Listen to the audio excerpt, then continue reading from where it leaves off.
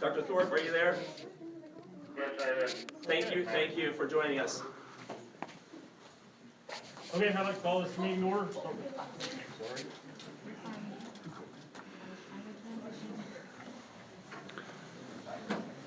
Call the meeting to order, start with the Pledge of Allegiance. I pledge allegiance To the flag of the United States of America and to the republic for which it stands, one nation, under God, indivisible, with liberty and justice for all. Okay, I'll just start with the general comment. Thanks for everybody for being here tonight. Thanks for coming to speak to your school board and your district and your members. We look forward to hearing what everybody has to say, or what Libby has to say here. I do ask everybody that, right now there's still a policy about masks in school. Whatever comes out of this meeting is gonna come out of it. So while we're here, I ask everybody to please wear the masks when you talk, and to maintain social distancing if possible. With that being said, is there any additions or changes to the agenda?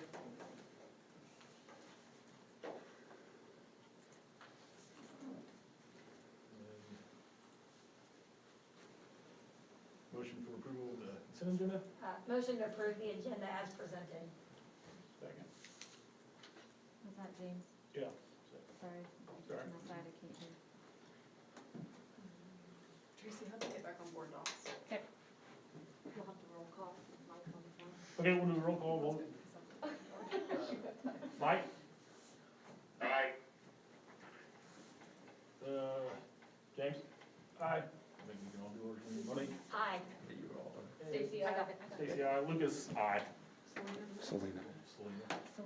She can vote on her computer. Oh, Selena, aye. Thank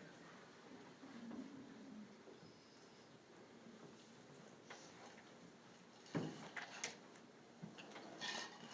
Sitting behind you. Sorry. Motion passes 6-0. Sorry, you don't have our screen. And move on to student recognitions.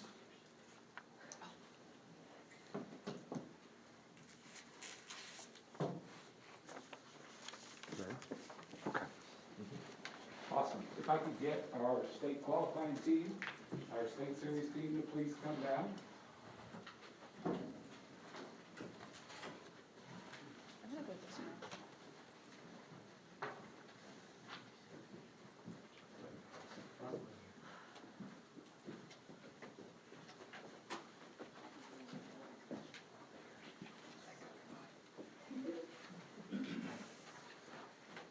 I'm really excited to recognize this outstanding group of young people. Can you hear me okay?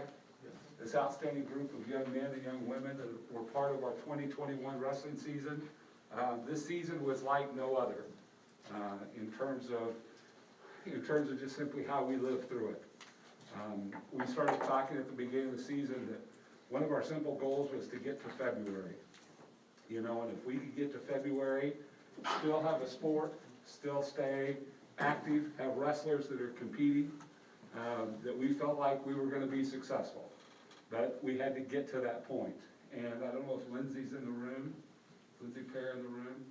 I don't see Lindsay, but Lindsay, thanks to Lindsay and to Dr. Sawyer, they kind of put together a plan that we came up with that said, what happens if we wrestle a COVID kid? Because that's something that was very real. That, you know, we lost a young lady for 2 weeks because she wrestled a girl with COVID for 40 seconds. And what we didn't want to have happen is be sitting there in January, February before league and our big series, and all of a sudden lose one of these young people. So the whole thing is, they're the survivors. A lot of teams in our state, a lot of wrestlers didn't make it through to that big series. Before I talk about them individually real quick, if I can get Stacy Reed to stand up. He doesn't know that I'm gonna say this, but Stacy won the Kansas Wrestling Coaches Association 2021 Administrator of the Year for Girls Division II. His support from the way he started lobbying when we very first said we wanted to have girls wrestling. Stacy at our league level, at the state level, started lobbying on our behalf, and he continued all the way through the day of the girls regional. Dave was off with his daughter watching, and Stacy went crazy working that day at that big tournament. And then he was at every girls' event that we had this year. And he was one of the first people at the end of an event to come down and talk to our girls and tell them how great of a job he did. So congratulations, Stacy, on that award.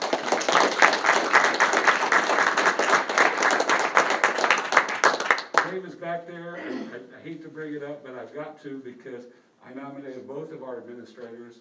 Dave was what we call honorable mention. We had over 30 administrators that were nominated for this award. Dave won the award for Class 4A in 2014. And so Dave was right there in the running for Class 4A again. So we've got tremendous administrator support this year. Let's talk about this group. We started the 1st of February. Normally we had 2 tournaments, regionals and state. This year the state thought, with COVID and numbers and everything else, let's put together a gauntlet. And let's start at the first weekend in February, and we're gonna wrestle for 4 weekends in a row and wrestle through that. So literally, we started at what was called the district tournament, and you had to be in the top 4 to move on to the regional tournament, which was hosted here. You had to finish in the top 4 to move into what was called sub-state. That's what we considered state day 1. Because typically, at that point, you had the top 16 wrestlers in the state that were left from that standpoint. And then the top 4 wrestlers moved on to Salina for the last day of the state championship series. So that's how that works. We had 8, one of them's not here, Catherine's not here with us. But on the girls' side, let's go through, I'm gonna start down the far end. Briley Ish. Briley finished 6th at the state championship this year. She also sang the national anthem prior to the championship ceremonies.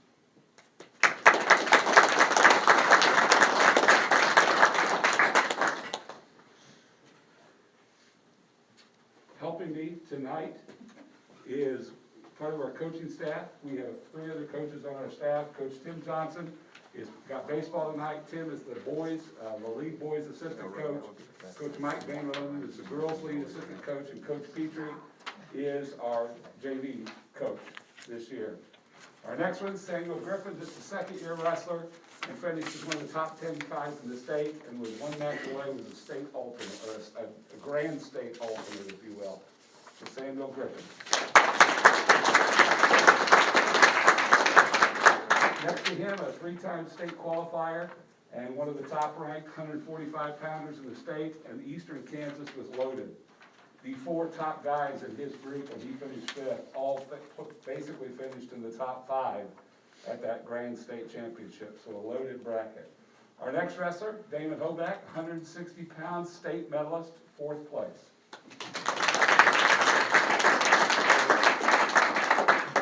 Next to him, Rebecca Schaefer. She was a 1st-year wrestler for us, and she finished as a Grand State alternate. She took 6th. At the state sub-state tournament, which meant she was 1 match away from going on to Salina.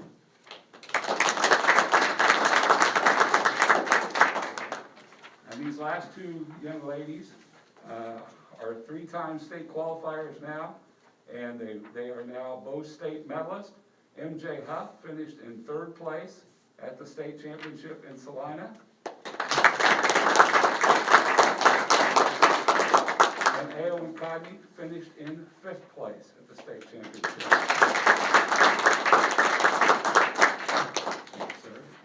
In addition, you got to point out real quick, this crew on the girls' side, 1st team academic all-state in the entire state of Kansas, finished 5th over 8th overall out of all the teams in the girls' division this year. Out of 58 boys teams, our boys finished 11th academically to earn 1st team all-state honors academically as well.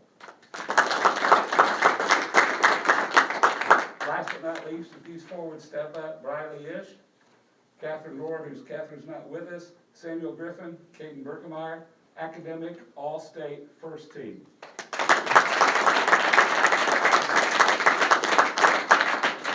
Have you guys step back? And then I'm excited to announce this last one that has just come out. They don't even know about this one. Each year, the National High School Coaches Association puts together the Academic All-American list. Since 2007, Burlington High School Wrestling has more academic All-Americans than any other program in the state of Kansas. This year, we've added 2 more to that list. I'm very excited about that. If Miss Bradley Ish would step forward, and if Caden Berkemeyer would step forward. Academic honor.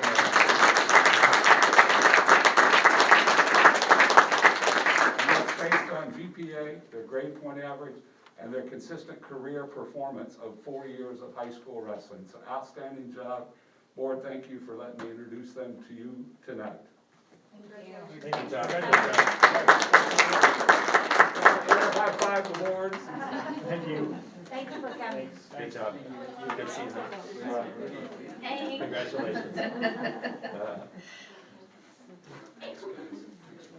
Congratulations, guys.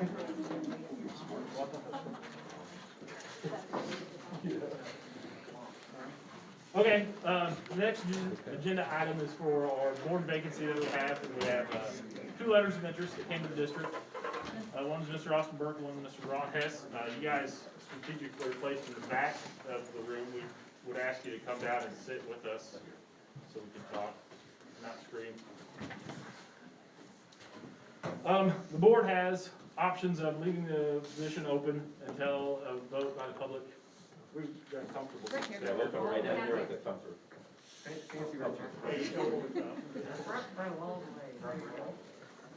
We can leave the position open until it's voted by the public, and then that position will be filled January 1 next year, or we can appoint, and that's why we have these gentlemen here to discuss and talk about tonight. It's really not meant to put you down here on the spot, it's just so we can talk more face to face. The board all has a copy of some letters that you guys given us, talking about expressing a desire to serve for the board, and we very much appreciate that. I think everyone's read and understands that. To that end, I'll open it up to the rest of the board for questions or comments you'd like to have. You guys want to have a conversation about it? Well, one of the questions is, why do you want to be a board member? So, Me first? yeah. Well, I was just made aware that the vacancy came open, and I just felt like I needed to step forward just to have a good possibility of someone to get in there. And I feel like I have worked in different environments with the school, whether I coached for wrestling, for baseball, high school, middle school. I've also done some substitute teaching for the school, done some para-subbing for the school, so I've kind of seen that side of it. Also done a lot of stuff through work with volunteering for the school, so I thought that, I might have a good set of skills that could come in and maybe help out a little bit, and I thought I should throw my name in a hat and see if I can help out. Well, that's a tough act to follow.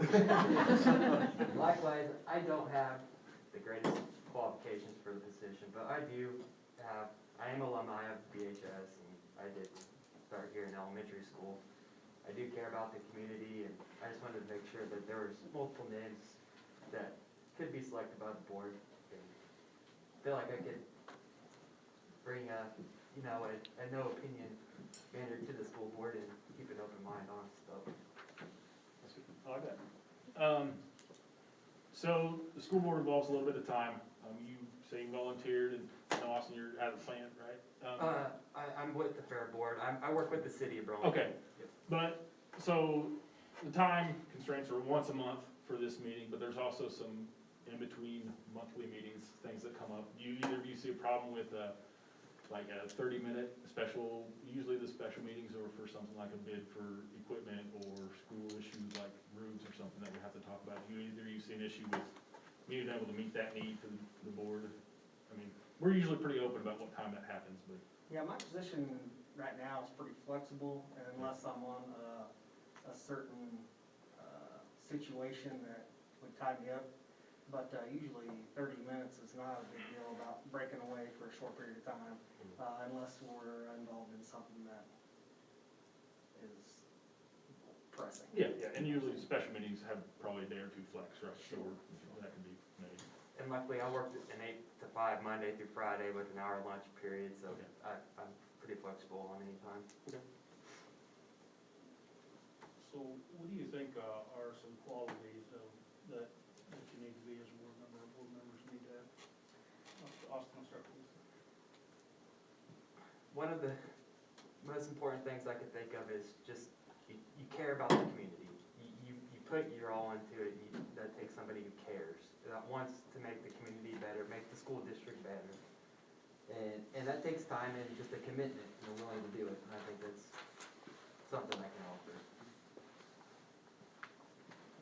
I can see values in being able to listen, because I think that's a lot of the job, is you got people coming in, talking to you, telling you that they have a problem, and, assisting and listening, working together with other people, interpersonal communicational skills, and then, working within your means, looking at policy, reviewing that, and, sticking within the scope of what you control. Because there's things that happen that are out of our control, but staying in that scope and controlling what you control and being a good communicator. I think those are some of the skills there. Just kind of in your own words, what do you feel the role of the board is? I feel like your main role is to listen to your administrators. From what I can tell, listen to your administrators, help them get their job done. They're gonna come to you guys saying that they need this or that, and to help them facilitate what they need. And on the flip side, if students are wanting to bring up something that they feel like they need to talk about, having that forum to be able to listen to them and take that information, work with your administrators and see if you can come to a compromise with them. I think that's kind of, and that's on the forefront. Also, on the backside with, the financing, making sure that the school's running efficiently, and I know that falls on the administrators, but they, are balancing out with the board from what I can see on the outside looking in. And likewise, keeping an open mind, keeping your personal agenda out of it, make the best educated decision for the school board is for the kids and for the school district. That's what it's about, in my opinion. Okay, Mike, do you have any questions for these two gentlemen? No, not anything specific. Okay, Selena? I don't have anything additional, thank you. With that being said, it's kind of up to the board now to, if one of the members feels that we should fill a position, and one of these gentlemen could fill that for us, we can make a motion for one to fill it, or it can be left vacant until the November election. This position, if I'm right, does come up for election in November, so if it is filled now, there will be an election in November where that person is either re-elected or something comes up or somebody else, or that person, maybe it's not for them in November and they don't want to do it, someone else steps into it. So with that, I would entertain any motions from the board.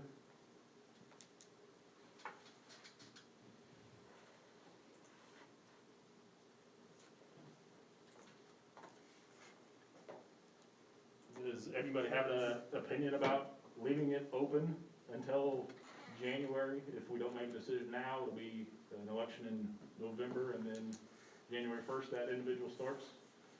Or if we want to fill it tonight, we can. I know that from now until January 1st seems like a long time. I think a 7-person board is more of a representation of our community. We do have a part of the southwest part of Burlington where you guys reside, and even out in the country a little bit where there is currently no representation, and I think that I agree. that ought to be allowed for those people to have a representation, and if someone wants to come bend your ear about it, they can do it. And so that's kind of my point to it. We got, 8 months until that next person might serve, so. I'll make a motion. Yeah, I agree that we need to fill it. Okay, I'll make a motion to appoint Ron Hess as USD 244 board member, District 4, effective April 13th, 2021. Second. Okay, motion for Ron Hess to be board member starting tomorrow. We'll go roll call vote. Mike? Yes. And I think Selena, you can vote on your computer. You can't vote on your computer. Oh, you can't vote on your computer. Selena? Okay. Yes. Stacy? Yes. Monique? Abstain. James? Yes. And Lucas, yes. Did she say abstain? Abstain. Which is a no. Okay. Hold on 1 second.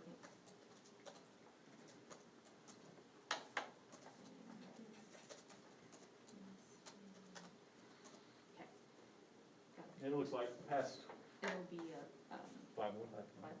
Motion passed 5-1.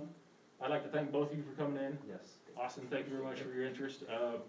Put your name in the hat in the ballot for November if you want. Ron, tomorrow, so we can, Stacy can get with, or Tracy can get with you with some just formalities and stuff. Sure. And then get you all set up and go from there. But I'd like to thank both of you for coming in. It's, And we will have you do the oath right after the meeting if you don't mind staying. it'll probably be a picture for the newspaper, Okay, maybe public comment. okay. Yes. Thank you very much. Thank you both. Thank you to both of you. Thank you. Okay.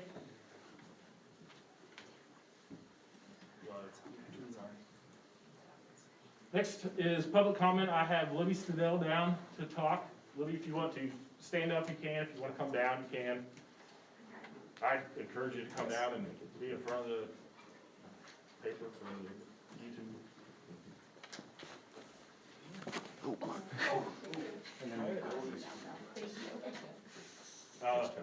Thank you guys for coming in. Thank you for being prepared. Libby, feel free to talk. You got 5 minutes. I'll start a timer, but Okay. go ahead. We, the students signed below, request that masks be optional for students and teachers effective immediately. The county has had very few cases within the last month. The state of Kansas no longer has a mask-wide mandate on public places, and the county has no mask order. In addition, many people are vaccinated in our community. With the community progress, we compel USD 244 to progress as well. As your students, we have spent the last 13 months complying to the rules of the governor and the USD 244 board. We now respectfully ask that face coverings be optional. However, we do respect those who choose to wear them. It is our understanding that masks might not work how we originally hoped. We've lost a year of seeing smiling faces from our friends and teachers. We've lost a year of freedom. The constriction of the mask not only stifles our speech, but it makes us lean into closer into others to hear. It makes us touch our faces constantly, which is a distraction in the classroom. It causes acne and skin infections, which require treatment and doctor's visits. Many people are also experiencing trouble breathing and headaches. We would appreciate ending the school year with the freedom to smile, enjoy, and speak without the restriction of a mask. We also believe there would be no better time than now to see if school without masks would be possible for the next school year. We understand you might take a gradual approach, but for the sake of your students, we urge you to take a change now. Rewards for the time we have already served.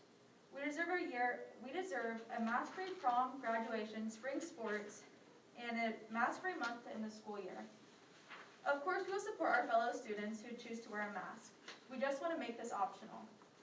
Please note, while we are extremely passionate about this is not about politics.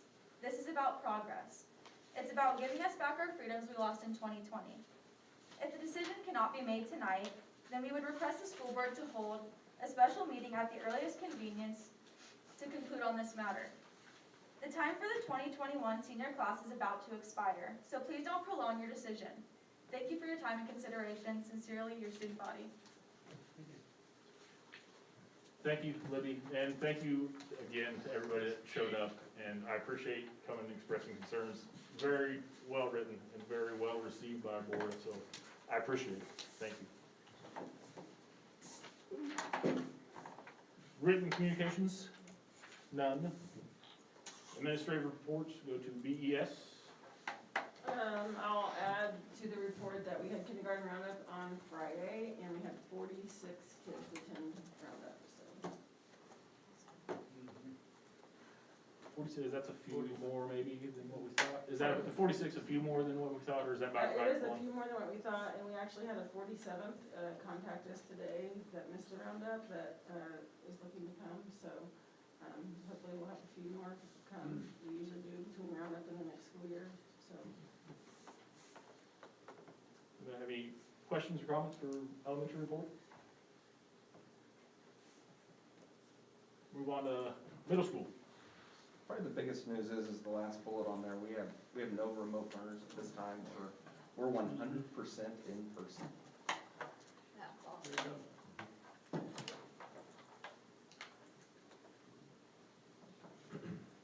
Good news, that I think contributes to everyone's efforts they put in to maintain a healthy environment, so thank you. High school report. Don't really have anything, I got quite a bit on there, we had a band concert on Friday, and we have another one coming up in May, and I might have put, I think when I was writing it down, I think I put, was May 7th, and really it was supposed to be April 7th, but it got moved to July. I also truly want to say something about my students here. I truly, truly appreciate how they handled it. They did everything the right way. Being an old government teacher, they came and brought it to me.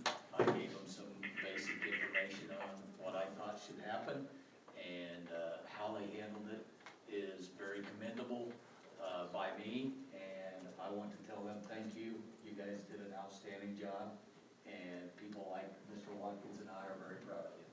So, I think no matter how they vote, yeah. how they vote, I'm very proud of you. Yeah. Because that's, never new. It's, yeah, the board is proud of you guys too, that's awesome. I have something to add. First, I want to commend our students, fantastic job. The second thing, this is, deals with, before you today, just in the packet, you have the list of coaches and extracurricular sponsors. One of the things, it's been past practice, one of the things I would like to see us look at is changing the past practice with our Rule 10s. We have always opened, left them as open. We are seeing more and more Rule 10s, and we have, frankly, some fantastic Rule 10 coaches.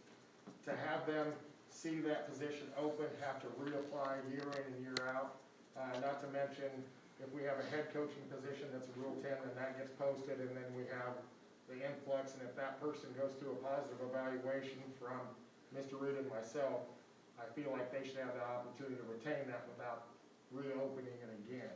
So again, it's not policy, it's just been practice. So I would like to be able to move forward in May and still list those if they are wanting to be brought back for the following year. And part of the reason it's been that practice is because the hope was, I guess, that you might draw some teachers that would be interested in coaching to come for teaching positions, from my understanding from years past, and that's why those positions were open. We are finding fewer and fewer new staff members are really interested in doing extracurricular activities. It's unfortunate because a lot of people, I remember when I got into teaching back in 1991, I wanted to do things like coach baseball, coach basketball, things like that.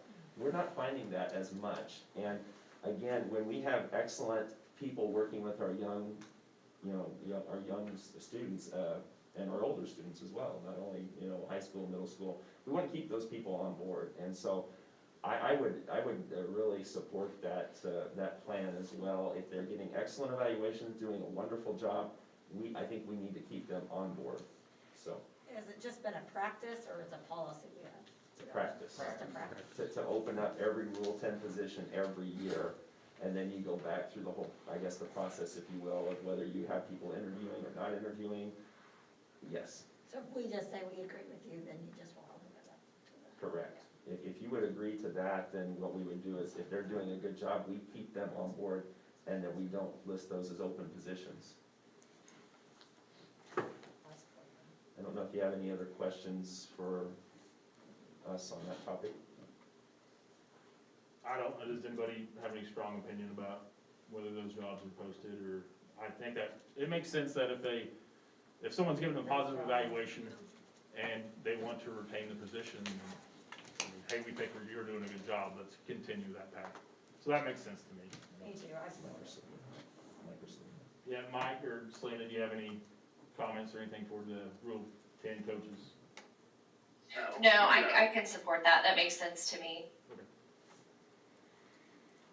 Anything else for high school? Special ed report? A lot of the same stuff we do this time of year in terms of evaluating staffing positions and hiring and starting to look at pair positions for the future and things like that. So we were very fortunate to receive quality applicants for our two professional positions, our school psych and our speech path. So we're very excited about that. Anybody questions for Lindsay on special ed? Move to technology report, and we got the, looks like capital outlay summary for this year. Yes, sir. If I could, real quick, I've got a social media post I'm gonna share that I think reflects, and then Tracy doesn't have it on there, because it literally just came in last night.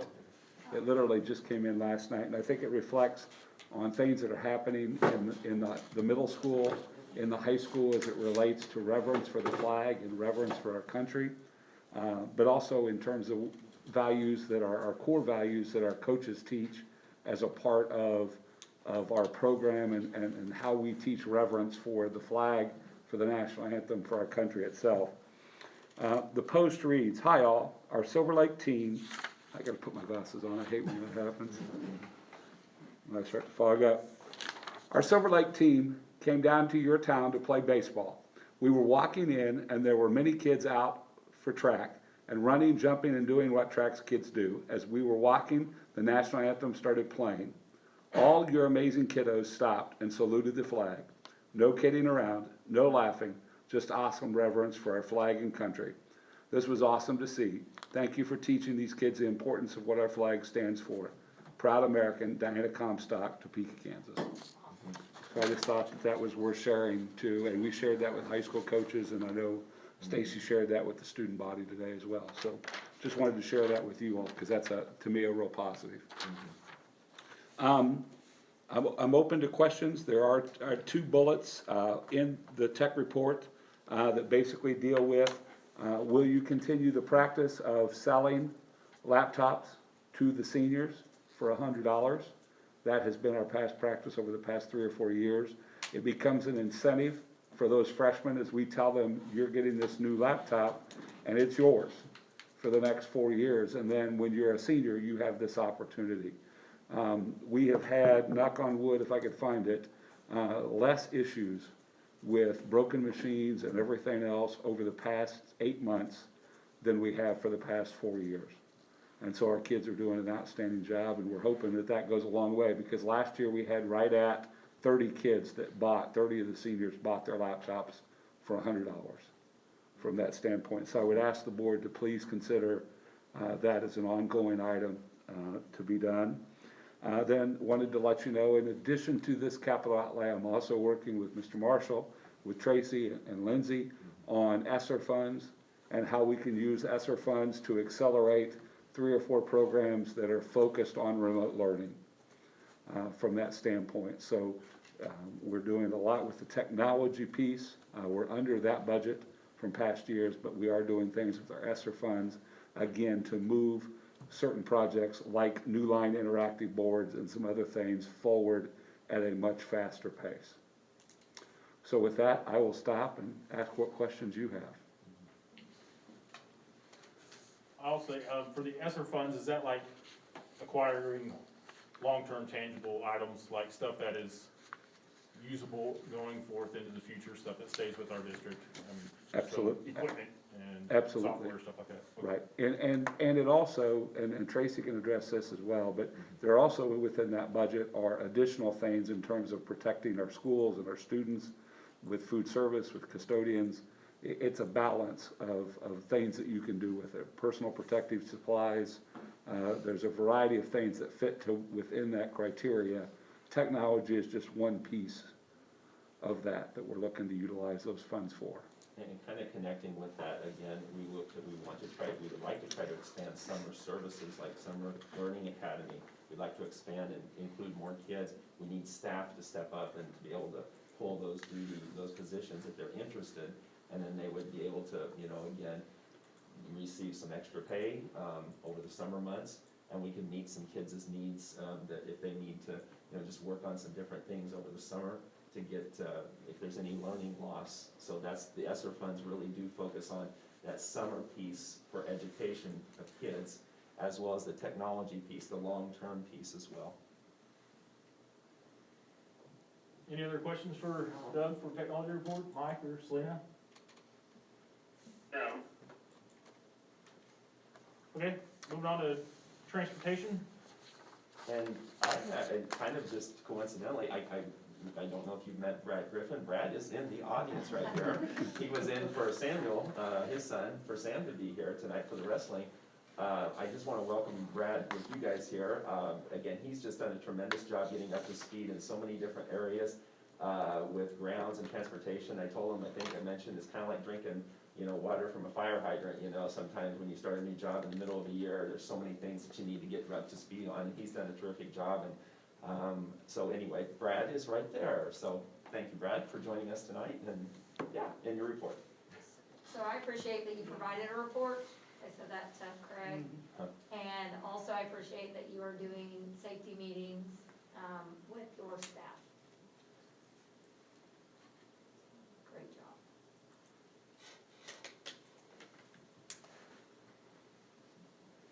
Okay, any other comments or questions about transportation? Okay, we'll move on to everyone's favorite superintendent's report. Thank you. Two quick things. I received 4, and it kind of tying in with what Doug mentioned. There were 4 different people from Silver Lake who approached me at Friday night's games. I happened to be pulling supervision duty at the second game of the doubleheader. They came and personally talked to me about that letter that Doug read. And that was just, that kind of gave me goosebumps to feel like our students were just that quality, that high quality. They came over, and on another positive note, they said our facilities here are just absolutely tremendous. They wish they had, all facilities like that in Silver Lake. And I want to reference Doug and Craig Kuhlman and Courtney Finlayson for their work on that technology report. They have been very aggressive with wanting to try to get the best and the most current technology in the hands of our students and staff, so that they can teach kids better and the students can learn better. And so again, thank you for your work on that technology, not only report, but the action of that report, which will be busy, so another busy summer. So anyway, at our staff linkage tonight, we did discuss the online learning, the on-site learning as that being the option next year for us here, and that's our focus. We feel like administrators, I charged them with talking with our staff to see, again, what their thoughts were, and you heard that tonight from our staff during the linkage. It's very tough, it's very challenging to do the remote learning piece, and barring anything changing as far as the health piece, that's the direction that our administrative team would like to go to. Now, there can be an exception to that. Let's say come August, if there's a student or 2 exception, I mean, we'll have that be dealt with the administrators at each of their buildings, but our goal is to have kids on site working with our excellent staff in our excellent facilities and moving forward that way. I don't know, administrators, directors, if you have anything else to add to that. So for a health issue, for example, Mr. Eden would be somebody that would like qualify for a 504 plan or something like that, Could correct? be, if that's what that decision is, but that would be one of those items, and maybe it's a single class that they wanted in or something of that nature, but it's not gonna be, at least in my mind, it's not that person that says, hey, my child is, we gotta go on vacation for the week, and can I, while they're gone, can they be online, and then they only get online for 1 or 2. And the same way with sickness as well. We've got those that would be involved in that as well. I think there needs to be some kind of information like doctor's notes and things like that is relevant for that situation to occur. Do you have any questions or other comments comments in regards to how we move forward, because we do want to share this with the community as we are preparing for next year. That this is our plan, again, barring any major changes or major issues. I don't know, I would say that it's good to get out to the community what our plan is for the fall, given our circumstances now and how we see things moving. Options are gonna be available if things change. I mean, Correct. we didn't know last February what was gonna happen last March, so. Going forward, we see what the direction things are, on-site learning is gonna be the option, and, you know, that may change, but it may not. I think it's a good message for that there. Okay. All right, thank you for that support. Again, I want to recognize the high school students that were here tonight and just the professional, the young adult way that they've handled this time here in front of us. So thank you. Very good job to all of you. We have been constantly monitoring all year long health issues, and we've done it with our students, we've done it with our staff, and I shared this with the board on my weekly emails to them, and our administrators and directors, and our front office staff, nurses, secretaries, office assistants, central office people as well, you know, that we've had monitoring and dealing with so many different things.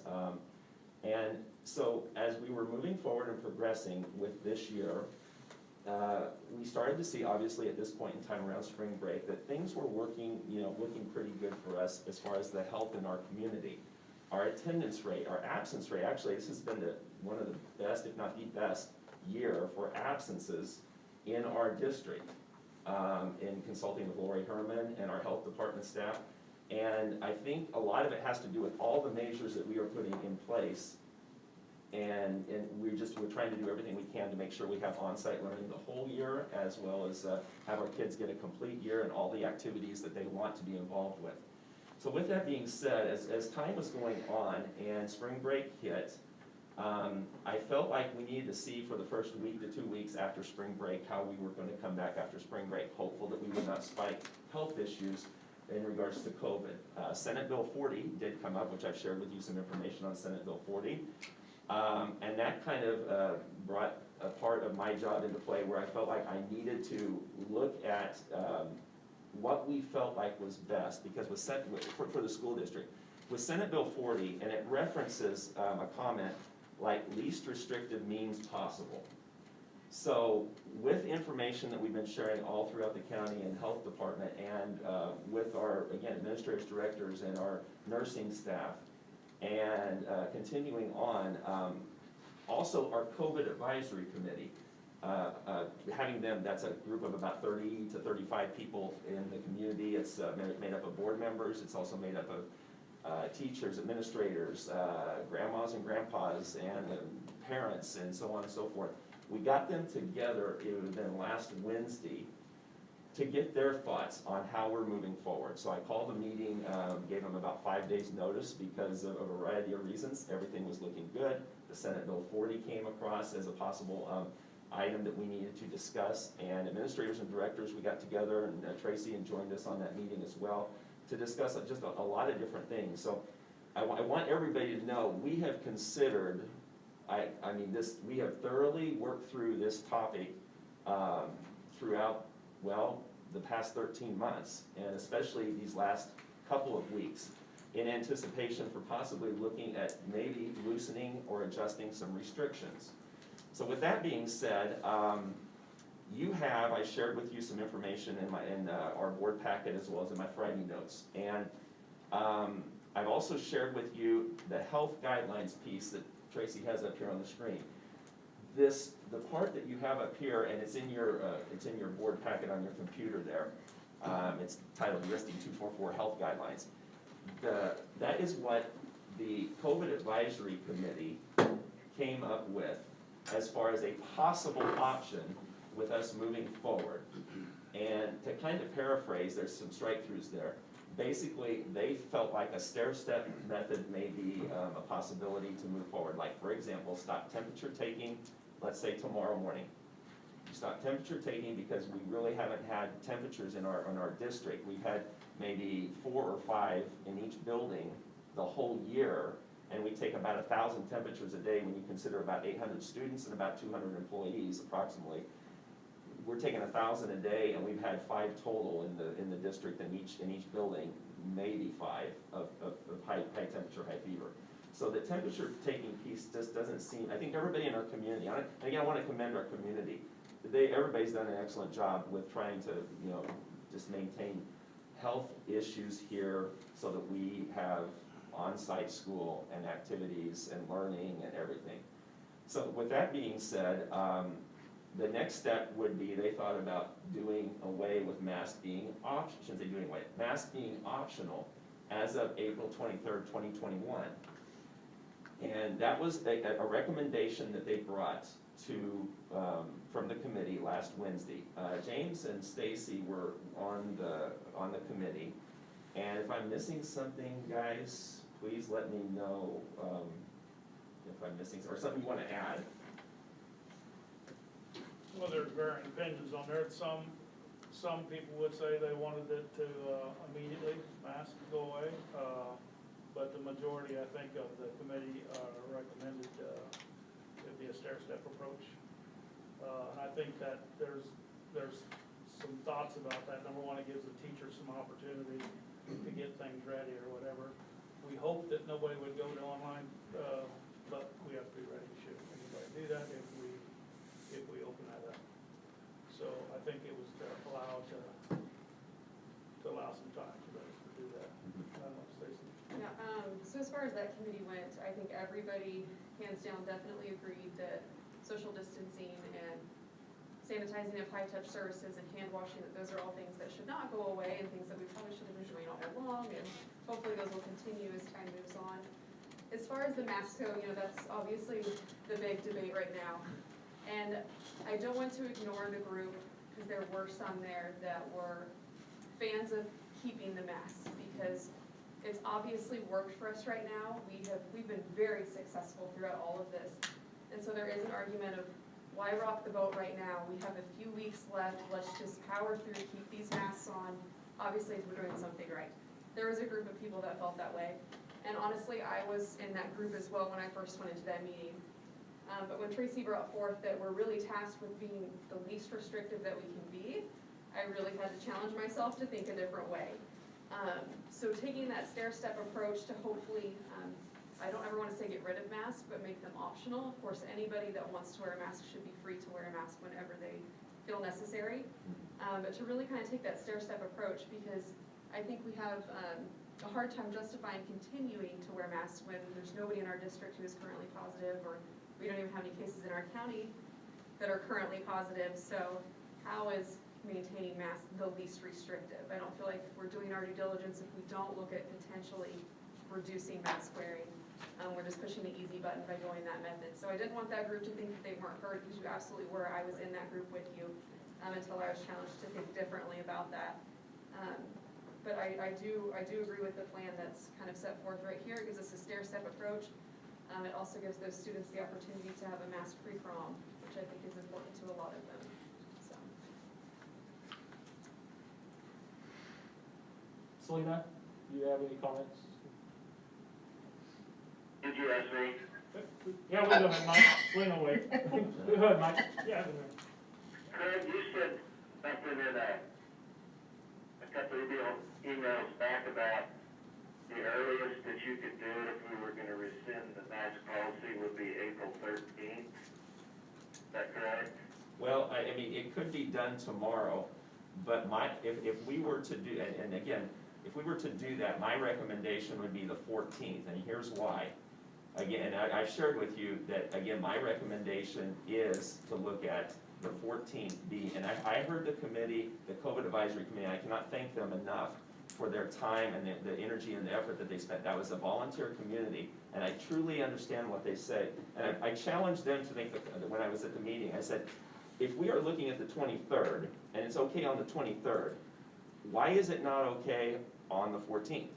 And the reason I'm saying the 14th is I need to get a public service announcement message out to the whole community, all of the people in Burlington, to share with them everything that we've done. We had a COVID advisory committee, we've evaluated health issues in the district, not only with students but with staff. We have the approval letter Dr. Sloyer, and our county health department, saying that this is a proposal that they can support.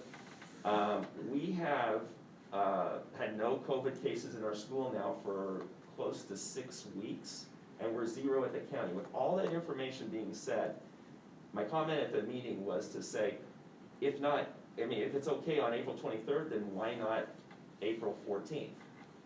Or another idea would be, hey, listen, if at this point in time, let's say we're right now, and this is August 1 right now. If this was August 1, I'd be recommending to the board that we come back to school without masks, or masks being optional. Why, if it's okay on August 1, why would it not be okay on April 14th? So those are the things that in my mind, that I've thought about, and I understand what the advisory committee is thinking. But I feel like, in my mind, based on all of the information that we have, everything compiled, that I think that's important that I share with the public. So to answer Dr. Thorpe's question, the earliest I would want to do this is the 14th, which is Wednesday. Just simply because I need to share with our community. We may have some additional remote learners. And if we were to all of a sudden say, no more masks or masks optional tomorrow, it's hard for us to get that out to everybody.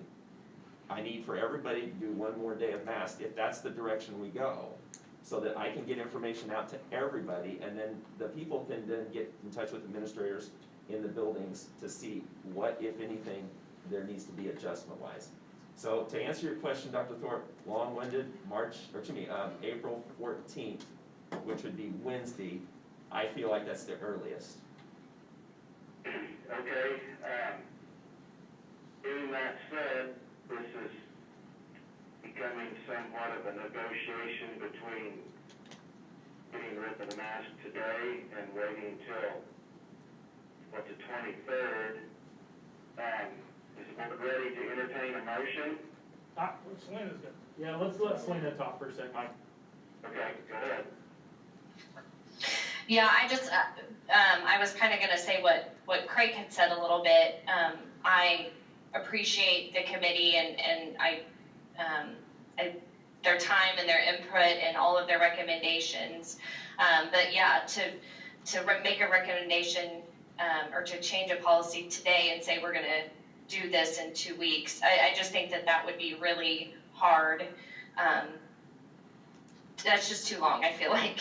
If we're going to make a change, I don't think it should be immediate either. I think that we need to allow our staff to have time to adjust to that, and for our students. We may have some students that go from remote back to in-person, and we may have some that go from in-person to remote. So we need to have some time for adjustment, but I just don't think that waiting until the 23rd would be the best option either. So another thought would potentially be discussing the 19th, which is a Monday, so you start a week fresh.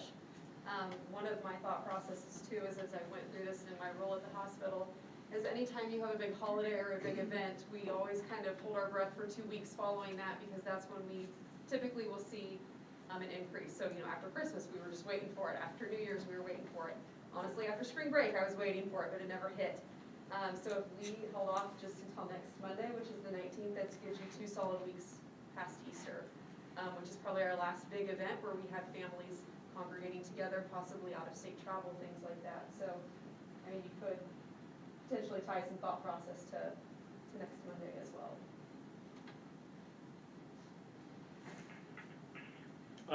One thing I want to speak about, can you back to the second page there?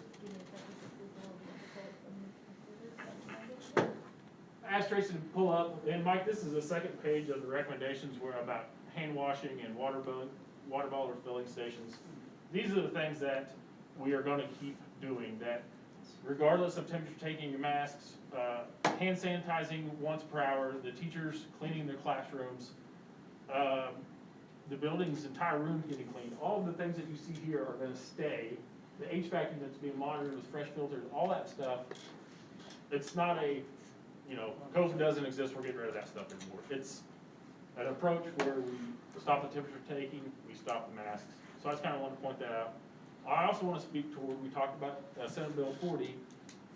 throughout this whole process, to the best of my knowledge, we followed everything from Dr. Shelwick, when he was there, their recommendations, the health department, Coffee County Health Department, we followed their recommendations, the best of our abilities to do what they felt was safest for us to be able to continue on-site education. And this recommendation is coming from that same group, and we are, as a board, kind of legally obligated to do least restrictive means possible. And if this group has looked at the data, looked at our community, and came to us and said that, hey, this is where we believe we can go right now, I don't see why we would move away from that. We're just really talking about time frame. I would be in favor of Wednesday the 14th or the 19th, the 23rd, I think, like it would feel like the Thursday before spring break for every teacher in class, with the kids knowing that it's getting ready to happen. So I really appreciate all these young adults that came in and have done the right thing, but we're getting ready to tell them possibly that something that they've hated for 8 or however many months is gonna go away. So how fast do you rip off a Band-Aid, and how much pressure do you wanna put on teachers saying that this rule's changing next Friday, but we expect you to enforce it as a board?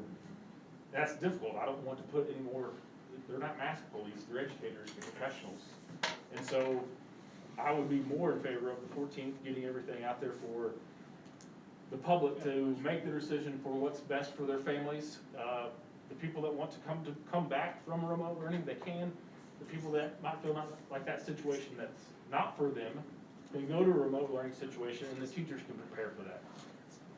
So that's where I kind of make it, my opinion about it. I would agree. I think that it is important that we, I think we're all on board with, the mask. We would all like to see them go. I do think that we have to be aware of staff and students and everybody, that word gets out and it's not immediate, bam, tomorrow, here we go. So I came tonight prepared to make a recommendation for the 19th, but to get rid of the temperature checks immediately tomorrow and do, as Craig talked about, put a PSA out there and let families all decide whether or not they wanted to come back with no mask, and staff and all that to do.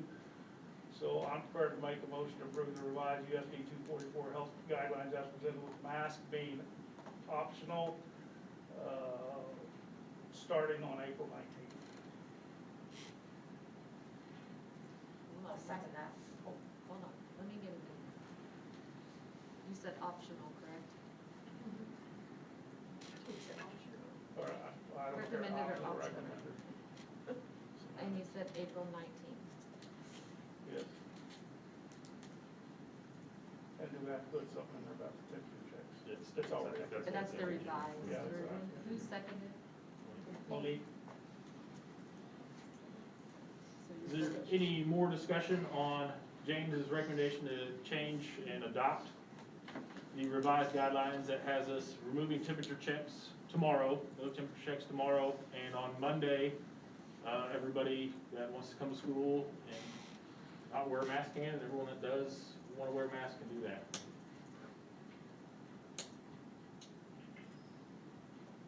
Okay, we'll entertain a vote. We'll start with Selena. Yes. Stacy. Yes. Malik. Yes. Mike. Yes. James. yes. And Lucas, yes. It was on, yeah, I added it. Okay. Oh, shoot, hold on. 4 more days, kids. Motion passes 6-0. I want to thank all the young adults that came and talked about this. Yeah, thank you. And we also want to thank the staff too, because we got a lot of input from the staff on this too, so, on both sides of that, I mean, pros and cons. And seeing what you've done tonight makes me have no concerns about waiting until Monday. You guys are going to approach it in a great way. Monday, we're going to start having a great end of the senior year for everybody, so thank you very much. That being said, the next part of our meeting is a resolution to appoint Senate Bill 40. I'm sorry, I got Okay. one more quick thing, a couple of things. Wanted to look at possibly doing an open house or a ribbon cutting for the baseball, softball concessions, and we've received rave reviews from Wellsville as well as Silver Lake at our facilities and our new restrooms. So I don't know if you guys could look at calendar schedule to possibly look at it, I mean, we could do a ribbon cutting, want to have the rec center there as well, and possibly somebody from the Jones Trust grant who helped contribute to that project as well. I know it's kind of difficult right now because there are many of you, 3 of you at least, in outage right now and schedules in the hospital and so on and so Should it be like prior to a forth. home game or something, so that way it could get, We could, but then that's gonna be before 4:30, and I don't know, getting you guys all together with your different schedules. If you wanna wait till outage, we could do it as a delayed piece, and Katie could help us out later with a picture and a little story potentially, if that would work better for you guys. So, we'd like to do it a day at a time potentially. Outage after better, or you tell me, guys. I mean, I work 6 in the evening, 6 in the morning, so. Yeah, that's gonna be tough. Selena's 7 to 7, right? What are your hours, Selena? 5:30 PM to about 6:30 AM. Okay. Why don't we wait and do that after outage, if that's okay with everybody? Does that sound good? So I'll work on getting a date or two on the Friday notes. And then this last item I have down, this is the fingerprint fees. We have different regulations, obviously, for the Burlington Early Learning Center. So with that being said, these are gonna be paid from grant funds, again, grant funds for these fingerprint fees. I think the amount, if I'm not mistaken, is like $10 for the fingerprinting, if I'm not mistaken. I didn't put that down, I forgot. 10 for the fingerprint and 48 or 48 for the actual application. Right. For the background check. So the fingerprint fees is what we're looking at, again, we're looking at, as well as the background check. We do that with all of our employees, we background check everybody. So with that, we'd be using grant funds to pay for those, and that may require us to get those people on board as quick as possible. We may have hires in the middle of the year that we may have to try to get people up so that we meet the guidelines, the KDHE guidelines of having X number of staff in each room, each area. We won't do this unless we have to, and it's a minimal amount, and we'll invoice it. So I don't know if you have any questions on that. We don't have to make a motion for it, we just say we. You have a board policy that states that we can send certain bills out that accrue interest or have late fees. Yes. This one, we are just tying into that as well because it's a paper application, it's like a 3 to 6 week turnaround for a background check. So it'll really hinder the daycare's ability to fill positions if we have to wait till each board meeting. So it'll just fall into those under that policy that you already have. Okay. And that's it. Okay. Now we can get back to the Senate Bill 40 committee. And so I'll kind of speak to this a little bit. The Senate Bill 40 is what I referred to earlier about how local school boards now have the authority to, during times of pandemic disaster declarations, to control their school districts. There is also a way for patrons to give feedback for that, and part of that feedback goes to a committee, and so tonight we have to appoint that committee. Correct. They can give, let's say, for example, maybe potentially have a grievance filed. With that, the rules in place with Senate Bill 40, as it states now, and we just did find out, Tracy and I just did find out some information that this could be changing, so hold on to your hats. Again, you have to hear a grievance in the first 72 hours. The Board of Education would have to hear that grievance in the first 72 hours after that grievance has been filed. With you guys and schedules and challenges to get a group of you guys together in a 3-day period, especially during an outage situation, would be extremely challenging. You have the opportunity right now, as it states, that you can appoint a committee to hear the initial grievance within that 72 hours. Or if you want to retain that ability to hear the grievance in the first 72 hours, you can do that, you just don't appoint the committee.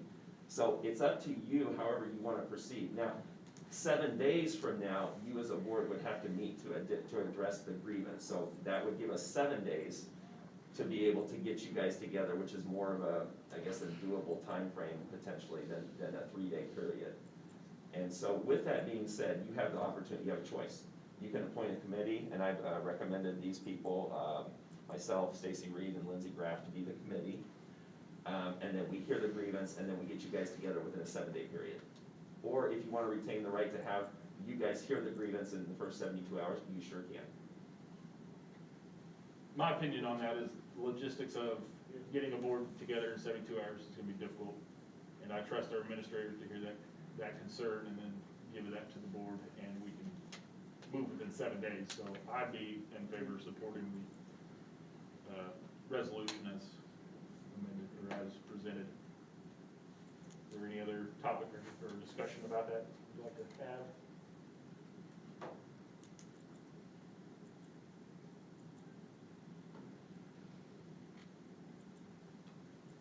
I'll make a motion to approve a resolution to appoint Senate Bill 40 hearing committee as presented for the 2021 school year.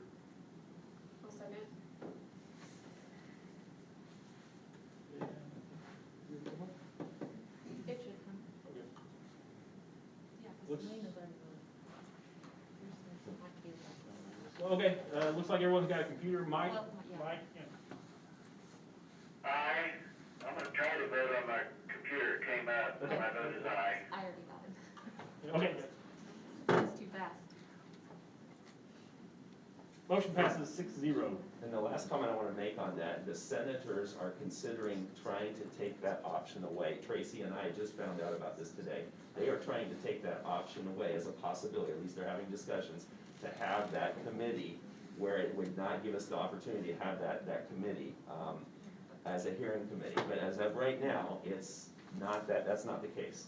So again, that's the stay tuned part piece. Who knows if it will change, so anyway, we'll see. And the next listed item is board reports. And I believe we might. I had, Go ahead, Stacy. Oh. Or, sorry, Slan. it's okay. Just looked up. Yeah, I wanted to just talk a little bit about the daycare, the Burlington Early Learning Center.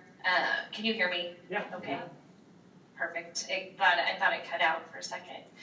I know that we've had a lot of discussion and a lot of focus on this, and it's been kind of a long process over 2 years. And so I think, maybe people are hearing pieces here and pieces there, and so I just kind of wanted to give a little overview again of, why the board is doing this, why we're pursuing it, and talk about that a little bit. And, we've heard concern from patrons and our teacher staff on, the funding for this. And the funding for the Burlington Early Learning Center is purely from grants. We're not using any general fund money, and we're not currently planning to use any capital outlay money. It is all going to be grant funded and then self-sustaining. We're not going to be taking anything from our staff at the schools to push this through. It may seem like there's a lot of focus on it, but we're still doing everything at the elementary, middle school, and high school, and at Bridges, and the after-school program. We're still taking care of all the staff and all of the things that we have to take care of there.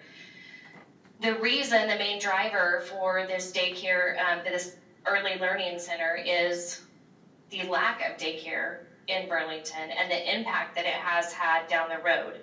So the board is trying to be forward-looking and looking for a way to help increase our class sizes, to get our class sizes back up. We only have one class of 80 left and one class that has 70-some kids in it. The days of those bigger classes, we don't have them at Burlington. And the true fact of that is less students means less funding. And less funding means we don't need as much staff, we can't do as many projects, so we are trying to maintain Burlington as we know it, to keep USD 244 as the district, that we love and are proud of, and keep our student numbers up. It's good to hear that Darla said we had a little more than expected. We had 46 at kindergarten roundup with one extra, but our current classes in the elementary school are, in the 40s, low 50s, middle school, same thing. So we're seeing this as an opportunity to bring more younger families to Burlington and start them at that daycare early learning center and funnel through our schools. At, the two biggest employers in our school district, Wolf Creek and the hospital, we've seen it. We've seen staff leave because of the lack of daycare. They couldn't find daycare options. And we've seen where we can't get people to move to Burlington, to relocate here because of the lack of daycare options.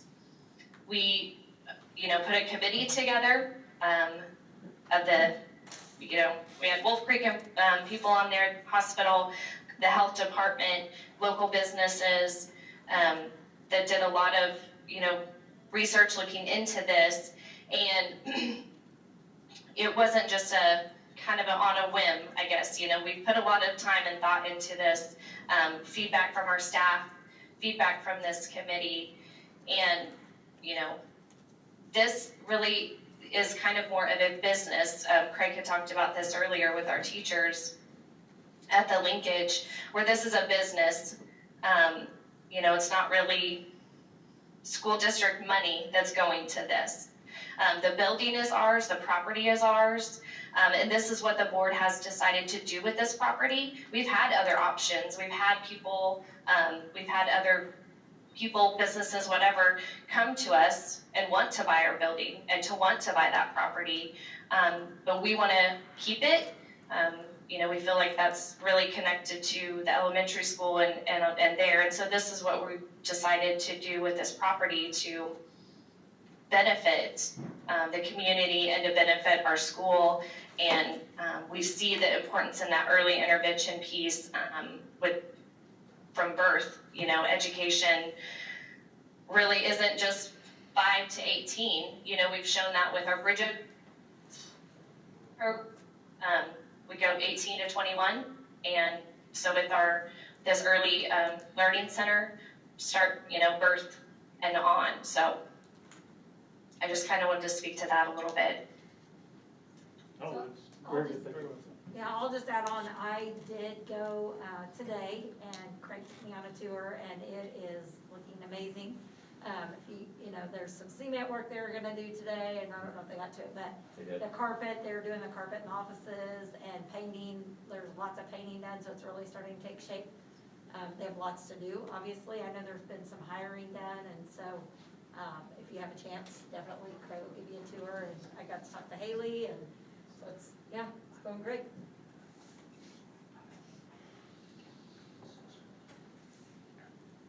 Okay, and we'll move on to results reports. Hey, Lucas, a couple of these kids have to go to work, but they wanted to stop and thank you guys. Yeah. So if you guys want to walk down there. Really appreciate everything you guys doing for us.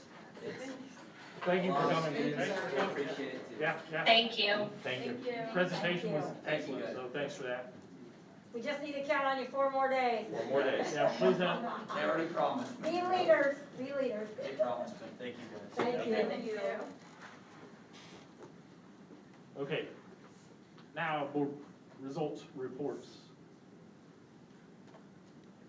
Does anybody have any questions for the April results?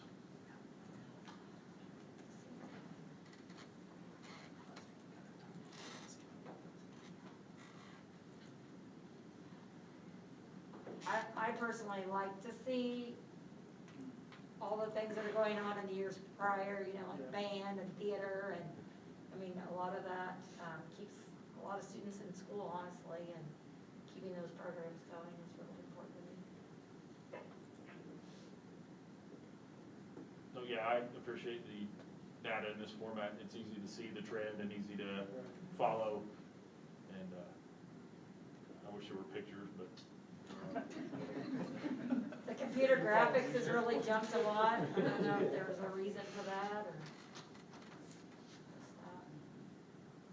okay, I'll make a motion to accept the results 2 monitoring report concerning physical education, performing arts, visual arts, and foreign language as reasonable progress towards meeting the board's results policy. Second.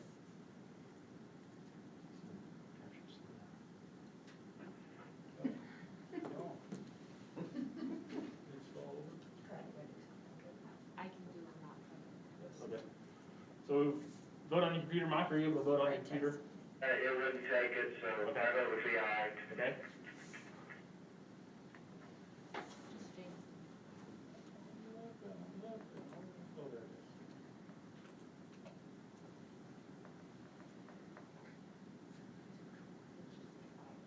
it is. And motion passes 5-0. Next is a contracts, approvals, and appointments for KSB dues. Okay, real quick, there's a fee associated with being involved with Kansas Association of School Boards. And that they just provide so many different aspects for us as administrators, directors. We can call for legal assistance and just, just discuss and talk about so many different things. Again, they are just kind of our go-to group. If you'll notice there is a motion to approve the KSB membership renewal in the amount of the $9,825.05. There is this last paragraph that talks about you can do unlimited registrations as well. And it's if you do that, it's a $1,500 additional fee. If you look at the pattern and the trend, we're spending about that amount each year, approximately. And so would we have some more people going to more things with KASB if we had that unlimited option? That's possible.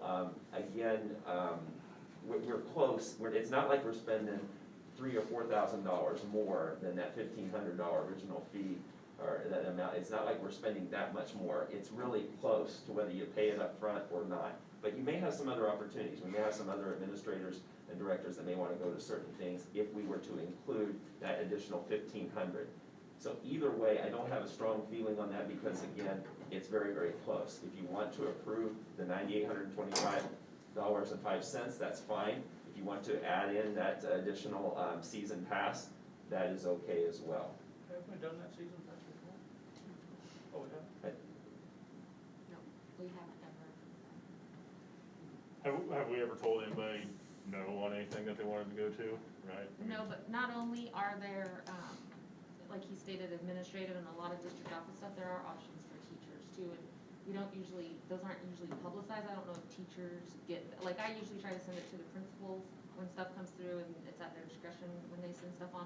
But we don't usually publicize KASB stuff a lot because of those additional fees. So I don't know if we were to tell more people about it, if we'd have more people interested in some of that. And they do have some really good opportunities. You So can try I it for think a we should- year. Yeah, it looks like we've never spent less than that, in these numbers that are here, right? It's always been right around 1,500, so, Yes. and right around a meeting like 2,000 or 2,205, so Right. I think it makes sense to try it for a year and go for it, yeah. So, does anybody have to calculate? I did 11,325 instead of 9,805. Just don't forget the 5 cents. Mike, did you hear that about the $1,500 addition to that? No, I could not hear that part. Okay, so there's the $9,825.05, and then every time one of the board or administrators go to a conference or something, we pay an extra fee. And so we're talking about doing a $1,500 season pass essentially, so no matter how many times we go to something, or somebody goes to an event, it would just be that one-time fee. So I think everyone here is kind of in favor of doing that for a year and see how it works out if we get more participation. That's fine.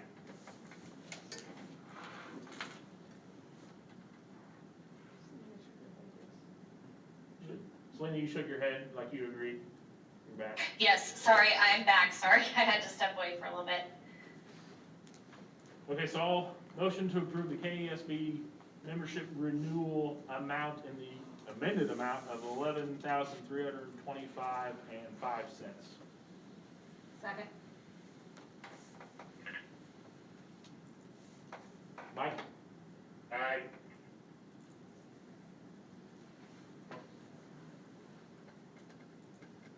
James and Stacy. I just now popped up. Oh.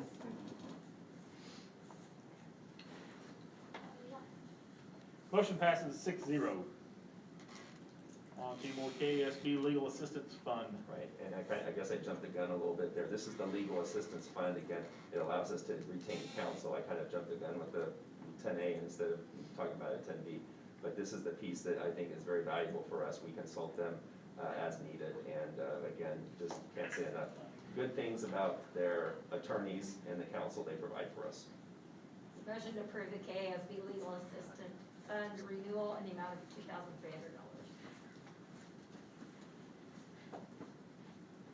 Second.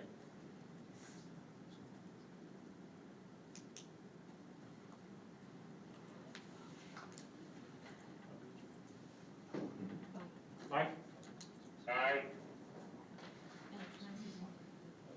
Sure. The other piece to both of those, that, it gives us access to all like the forms book, all the updated handbooks, when we're parts of both of those groups. The legal assistant fund gives us even more like student discipline, all the, school law, it gets us up to date, keeps us up to date on those instead of having to pay additional fees for that, so. Yeah, when things come up in the middle of the year, like SB 40, there's forms that are Provided. legal and provided and come to us, and we're not just making something up, so that's it. Next is CLI.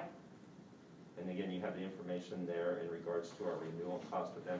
It's a similar amount, slight increase from last year, a similar amount to last year, and I cannot remember the exact difference. I had that down somewhere, but it's a very, again, a very similar amount. It seemed like it was like 7,000 I'll find it. and change. So anyway, I don't know if you have any questions about the CLI renewal piece. Last year it was $69.50. And we'll just be doing a little bit more work with Stacy Bruton, our representative from CLI, with our different curriculum committees, and that's why there's just a little bit of additional fees there. Any questions on the CLI renewal?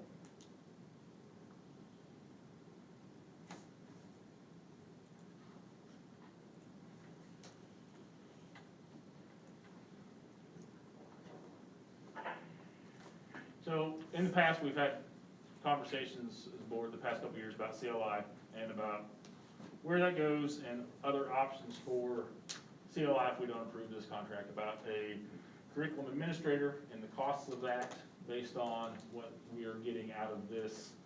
I know our staff has done tons and tons of work with curriculum over the past, what, 4 years, 5 years? Six, Yeah. 6, 7. So, I know they know their curriculum. We've had, lots of discussion about it the last 2 years, I know we did. So my question is, how does everyone feel about it this year?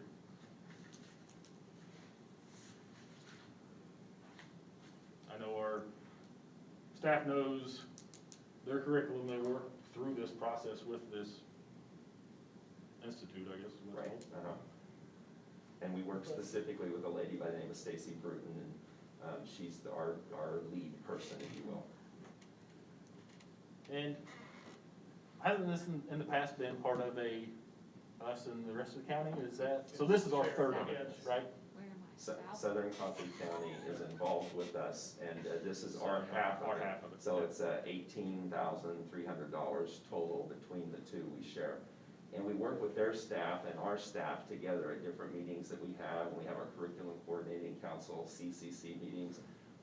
We work with them at different times throughout the year on the curriculum piece to work together. They have similar, they're going through similar things as we are. So it's a partnership that we have with Southern Coffee County. So why did it go up a third more? I mean, Well, what's the- because there's some additional work that we have that's going to be going on. If you look at that document, it's the suggested CLI activities for Burlington and SCC. So we've got social studies work going and science work going, wellness, our wellness committee, health, PE, that type of thing. Our SAC committees, I'm drawing a blank on SAC, help me out, guys. Subject area committees, thank you, I lost the acronym for a minute. Subject area committees, in foreign language, fine arts, wellness, ELA, social studies and science. And then we have our CCC meetings, which Stacy Bruton leads, and those are 3 different times throughout the year when we get together. At the beginning of the year, fall meeting, and then the quarterly meeting. Actually, there's more, there's actually 4 meetings, because there's 4 different meetings, so we have the quarterly meetings. And you see the work that's also gonna be done right at the end of next school year, 2022, May 20th, 2022. So there's just a little bit more work that's being done here this next year. That's why we've had a slight increase. Is this, any of that stuff carry over from stuff that couldn't or didn't happen this year because of our COVID circumstances, or is it just, That's a good question, just a guys. I normal? don't know if you, I think it's more normal, unless you guys have. Just on schedule. Okay, I didn't know if it was, I mean, we they were did a gonna do lot it of- this year. It'd be review, no, we decided earlier this year that we were just gonna maintain that course. A lot of it is reviewing the first, again, 6, 7 years. It's going through that continuous cycle process, just making sure we are where we need to be based on, requirements, guidelines, state standards, and so on and so forth. I guess I would defer to the administrators on what you feel like, is it still value? I think without having a curriculum director, it is extremely valuable. And then I think that's We where. don't have that person facilitate it, I feel like it's something that's just gonna Then fall it's off gonna the come edge of on. the plate. Yeah, and then Because we're that's, all pretty busy with what we already do. Like the social studies thing, and here's a good example of what I think this is, why Stacy facilitating is good for us. The social studies assessment for the state of Kansas is changing, we haven't had it for a few years, and it's going to, a project-based assessment next year. This was a pilot year, we opted not to do that in COVID times. We just didn't feel like it's worth it. So the state's put out the social studies assessment has to occur within grade bands, so grades 3 through 5, some grade has to do that. Grades 6 through 8, somebody has to do that. Once in high school, some grade has to do that. So rather than, me figuring it out for my building, him figuring it out for his building, I think that's what the good thing of the CLI model is. We have a subject area committee, we have built in time for the social studies teachers to get together, collaborate, talk about that. We can make the decisions based on allowing teacher input. We're not making a unilateral decision saying, yes, 4th grade is yours. We're kind of allowing them to brainstorm. Stacy can help facilitate that for us. Curriculum, the work is a lot less now than it was when I came 7 years ago, because the math, that's the committee I serve on. They were just starting that. Those standards have rolled back around. They've updated it. They kind of monitor their assessments. After they get through that big process, it's a lot less work as long as we keep doing the work. But I think it is important to have somebody facilitating that work. That's my opinion. well, I think unless we are committed to hiring a curriculum director, I don't think we have much choice really to. And I think you guys are asking the right questions, because right now, we are in that second phase, like Darla just said, and if you want, keep asking those questions, because as we get past the second phase of everything, and leading up to that, that's when those questions can continue to be asked, because what's the next direction, if there is another direction, or do we just keep redoing it, because those are in place at that point in time. I think Mr. Marshall and I, we are on the OBT for Iola, and what were they were doing a different one, and they had been doing CLI.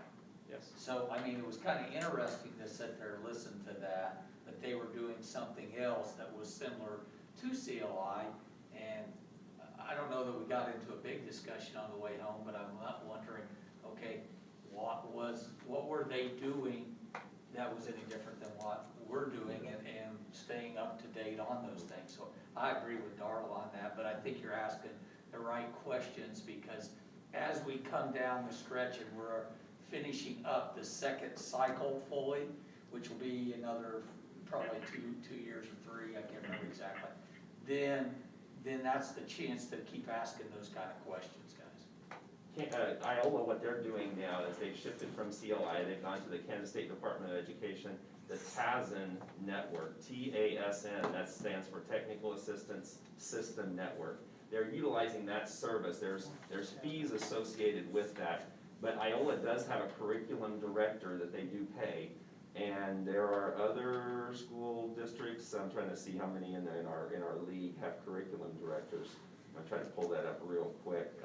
Anderson County has a curriculum director, Burlington Burlington does not, Iola does, Osawatomie does, Prairie View does, Santa Fe Trail they have 2 curriculum directors, and Wellsville has a curriculum director as well.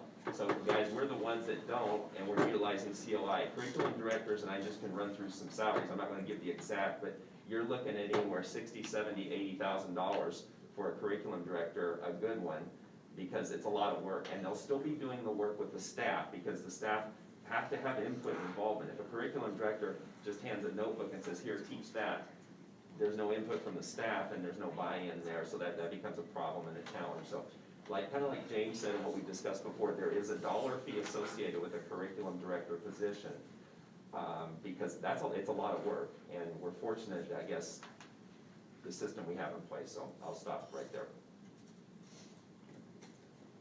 Good questions though by you guys, to question and see if this is something we need to think differently about.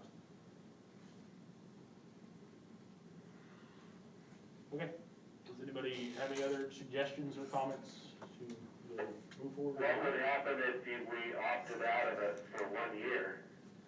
Is that possible?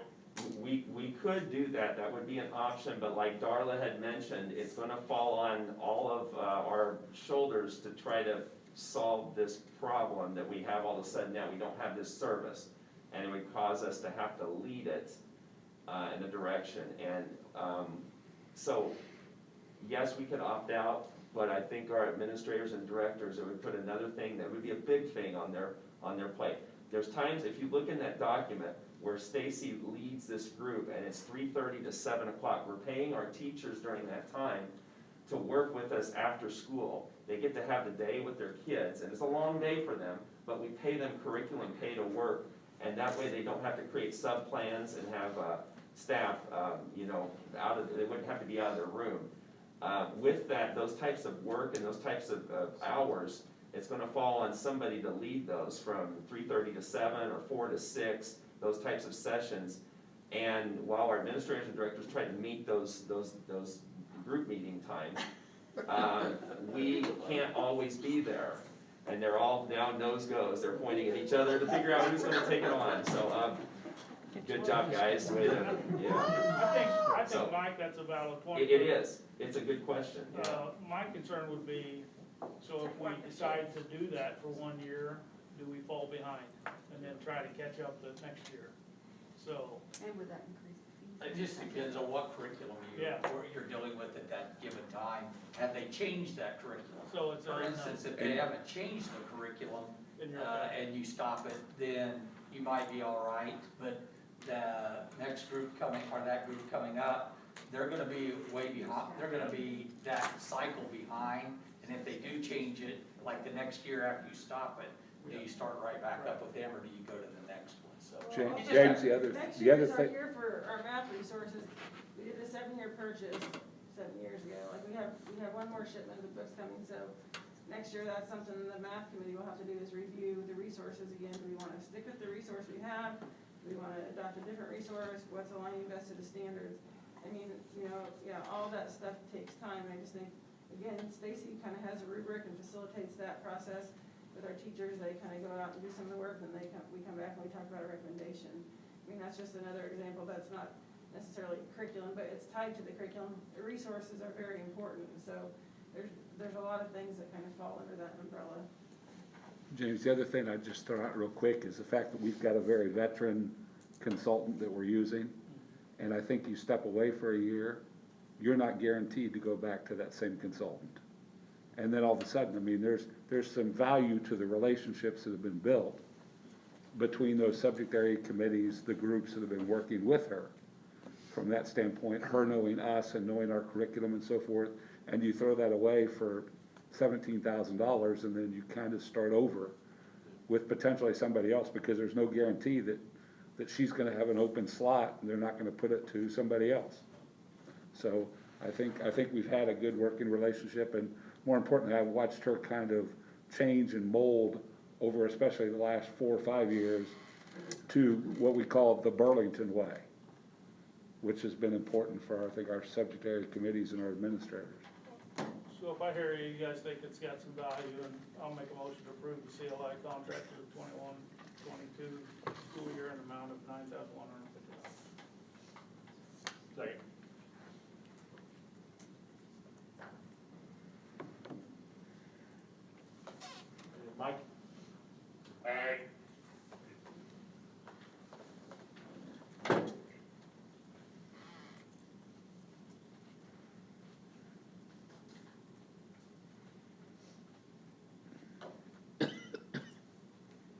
motion passes 5-1.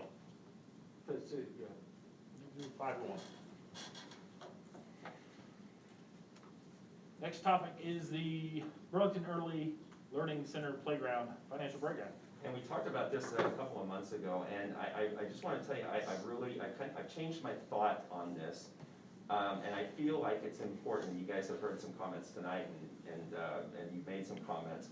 I think it's very important, and again, I want to say the reason I was looking to do this possible partnership piece with the framework of some capital outlay was because what we've done around here has been related to so many partnerships that we've created, with it being, for example, the baseball softball scenario, with the concession stands, restroom, with our rec center, the Jones Trust, and with the school district, and with so many different projects we've done, the community allowing us to have the 1 mil for 5 years to be able to do the science room improvements, the gym improvements, and as well as with, we even had leftover money because our gym base foundation was not in as bad a shape as we anticipated, and we've been able to do something again with the first grade wing renovation.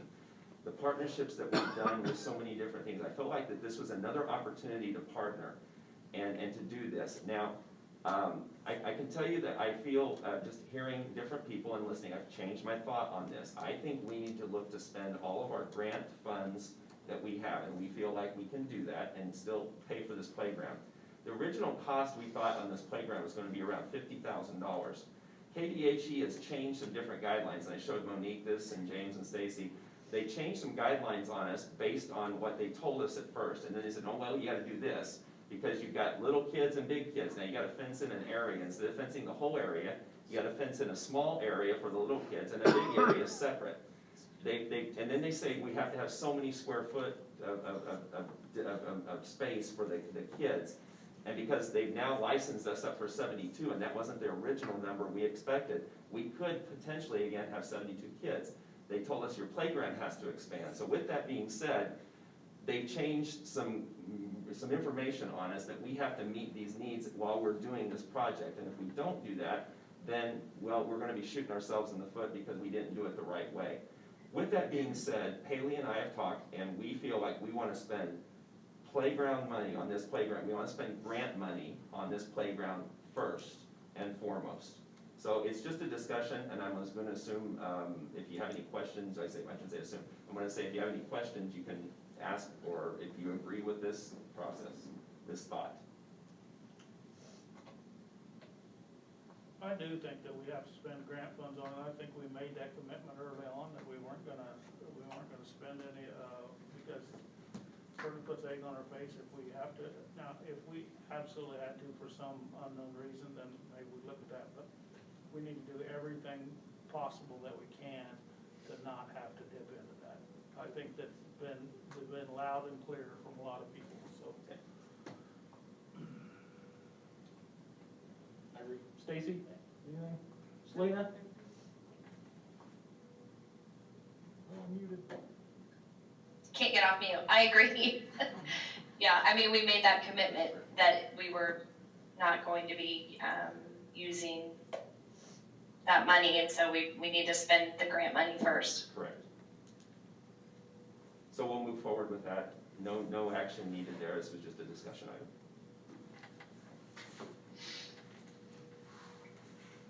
Next motion for, I guess that's it for that. Yes, that's it. Yes. So next to personnel, it looks like an executive session for personnel for 10 minutes. Looking for there, is that what we're going with? That's just there if you, If we the need first it. one is there if you need it, there's one added in executive if you want it. I don't have any need for one. I just want to tell you, I don't have any need. We always have that one Oh, listed just okay, in yes. case. And there's also I'd like to make a motion to recess an executive session for 20 minutes to discuss the superintendent's evaluation pursuant to non-elected personnel exemption under COMA, and return to open session in this room at the end of that time with the 6 board members. Second.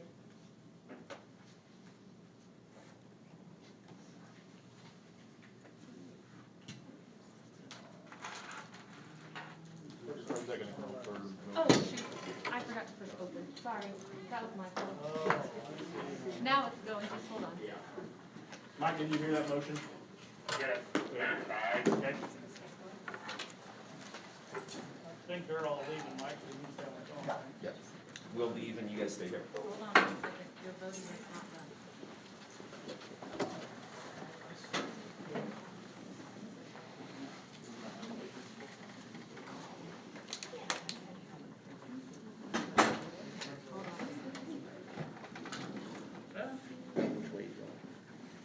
Library, I'll get the door for you.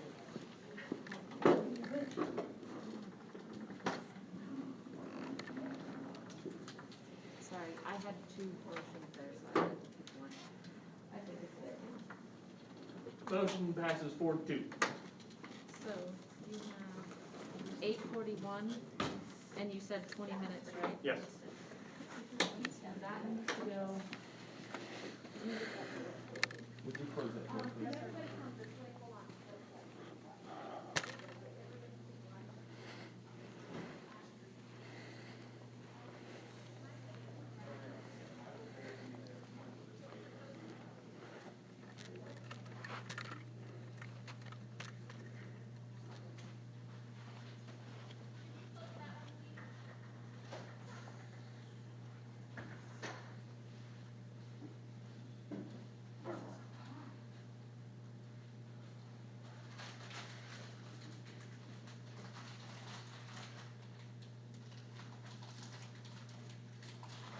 Okay, you're welcome to work. You need your,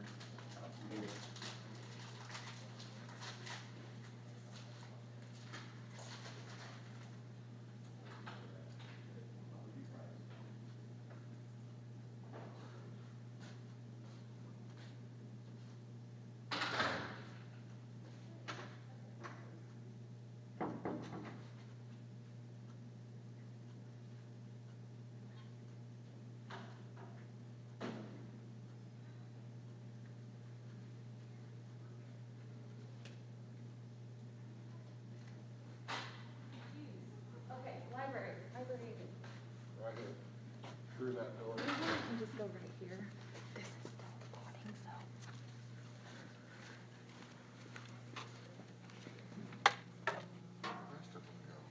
I don't know. I need a piece of paper. To hang on the wall to say, board is in exec session.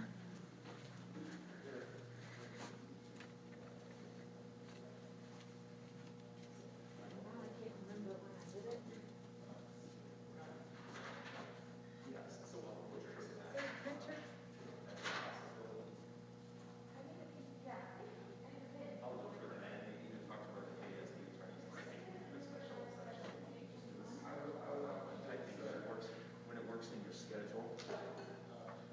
When we did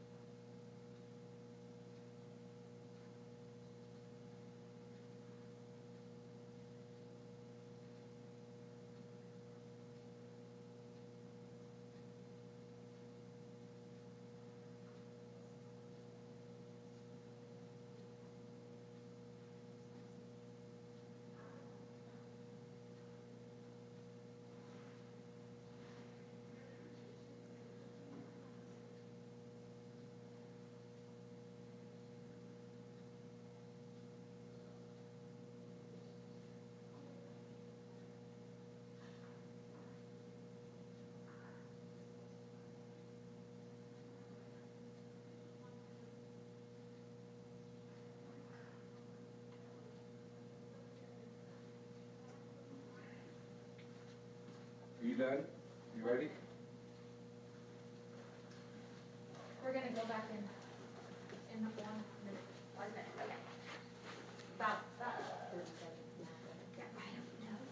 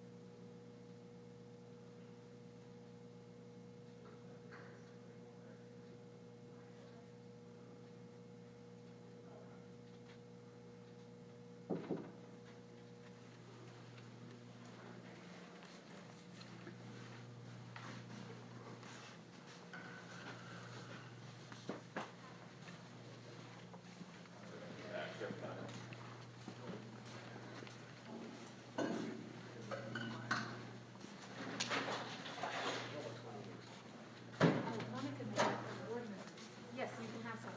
Okay.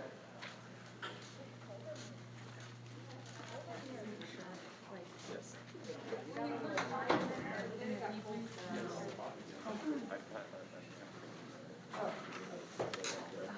I got some stuff that I just left there. Tracy, I think I got everything signed in here and passed down the ones that need other signatures. And sorry for I already did that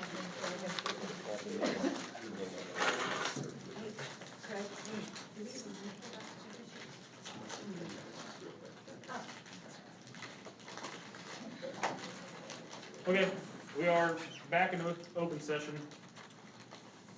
The next topic is for negotiations, and, sounds like we might just do a quick little 10 minutes for the board to talk about negotiations between, district and UDA. Motion to recess an executive session for 10 minutes to discuss certified contracts pursuant to the section for employer-employee negotiations under COMAT and to return to open session in this room at the end of that time, including Craig Marshall manager. Second. Mike, 10 minutes for negotiation. Back.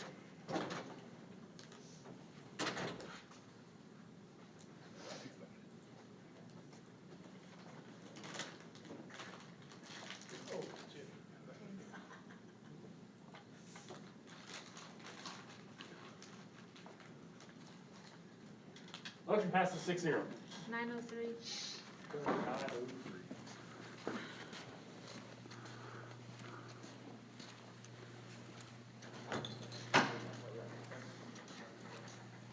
Hey, Doug, can you put the time if everybody's going that way?